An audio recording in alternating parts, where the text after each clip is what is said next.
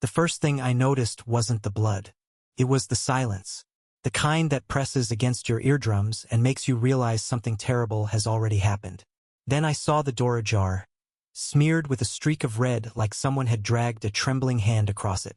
My stomach dropped, but it wasn't until I saw the folded piece of paper taped to the wood that I stopped breathing. I have to go. That's all it said. For words that ripped everything inside me apart. Ethan and I had met the way most bad ideas begin: too much tequila at a friend's birthday in downtown Chicago. I was 19, reckless, and too stubborn to admit I was lonely.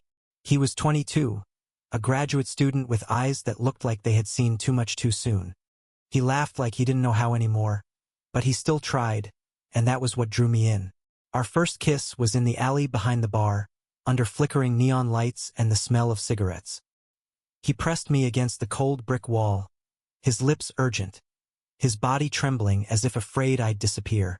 Later, I realized it wasn't me he was afraid of losing, it was himself. We became inseparable after that. Sleepovers that turned into mornings where I woke up tangled in his arms. Dinners where he burned the pasta but looked so damn proud anyway. Nights where he'd trace the veins in my wrist with his finger like he was memorizing proof that I was real. But love isn't always fireworks and laughter. Sometimes it's shadows creeping in the corners you try not to look at. Ethan had secrets. I knew it from the start. He'd get phone calls in the middle of the night, voices he refused to explain. Sometimes I'd catch him staring out the window, fists clenched, like he was waiting for something or someone. I told myself it didn't matter, that love was enough to fill the cracks. But love isn't cement. Can't hold everything together. That night, the night he vanished, it was supposed to be ours. My birthday. I had planned everything. Candles, a cake he'd pretend was terrible but eat anyway, and the words I'd been terrified to say, I love you. Instead, I found blood on the door and a note that felt like a blade through my chest. I didn't sleep. Couldn't. Every creak in the apartment, every shadow across the blinds felt like a ghost of him. By morning, I was furious. Furious that he'd leave me in silence. Furious that he'd make me love him just to tear himself away. But underneath the rage was something worse. Fear. What if he wasn't coming back? Days passed. I texted. I called. Nothing. The city blurred. Every face in the crowd a reminder of him. I told myself I hated him, that I deserved better. But at night, when the loneliness pressed too hard, I remembered the way he whispered my name when he thought I was asleep. I remembered how his hands shook when he held me, like he wasn't sure he had the right. 1 week later, he returned. Not with explanations, not with flowers, but with bruises along his jaw and a bandage wrapped around his ribs. He knocked once, then collapsed into my arms before I even realized what was happening. Don't ask, he whispered, his voice raw. Please, just hold me. I should have slammed the door in his face. I should have demanded answers. But the truth is, love makes you weak in ways you don't expect.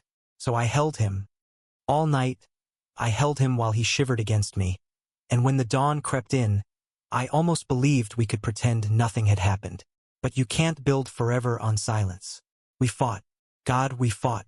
I screamed that he owed me the truth. He shouted that the truth would ruin me. He threw a glass against the wall, and I threw the word coward at him like it could pierce his armor. When the storm broke, he sat on the edge of the bed, head in his hands, and whispered something I'll never forget. I don't run because I don't love you. I run because I love you too much to let you get caught in my mess. I wanted to hate him for that. I wanted to, but instead, I touched his face and kissed him until the words didn't matter anymore. Still, the cracks kept widening. The phone calls, the nights he disappeared, the blood I pretended not to notice on his sleeves. I told myself I could live with the half-truths if it meant I didn't lose him completely. But deep down, I knew the night would come again, the night he would leave. And it did.